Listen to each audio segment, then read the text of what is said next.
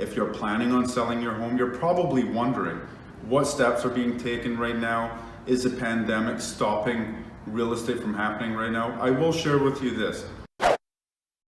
Hey guys, it's Tony Johal. So one of the things that people are asking us right now is, what steps are being taken to ensure that if somebody lists their property with us, what steps are being taken to ensure their safety is front and foremost and paramount in the entire transaction. And it's not just people who we're speaking with regularly. I know a lot of people out there, if you're planning on selling your home, you're probably wondering what steps are being taken right now. Is the pandemic stopping real estate from happening right now? I will share with you this. The pandemic has certainly changed how the industry is working, but the industry continues to move along. Maybe not quite at the same velocity or the same pace as what it was earlier in the year.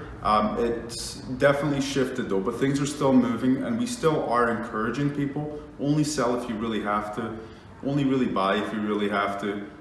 It's probably not the best time to kind of just get your feet wet and just kind of see what's out there. Probably wait until things cool down. But if you are planning on selling your home, you do need to know that our team and as an industry, we are taking your health and your safety.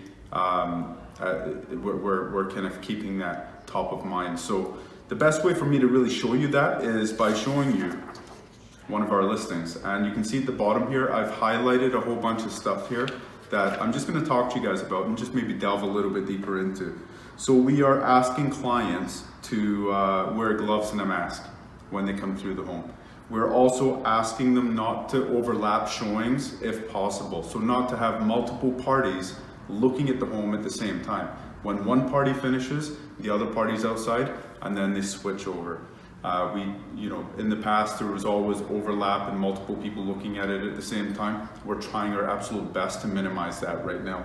We're also telling people, do not turn off the lights, do not turn off the switches, just leave everything the way they were. That way, at least when our client returns home, they know that nobody had, touched the light, or they have to worry about wiping anything down. These are just, it's crazy to think that we have to go into that type of detail, but of course, anytime where there's contact made on things, we have to be very careful that the buyer and the seller are both healthy and safe at the end of the showing as well. We are asking agents not to have long showings, like 1 hour showings. We're asking them to limit it to 30 minutes, which is different. And if you have if you've been unwell or if you've been symptomatic, we're asking that you don't come and view the property. We are also asking that anybody who is interested in your property, that they check out the virtual tour first. So for example, in all of our listings, we buy the address and then we buy the .info. So 238 Saginaw.info or 652 Weber.info. These are sites in which people can go on and they can qualify that particular home, that particular address, get a feel for the floor plan, the layout, the measurements.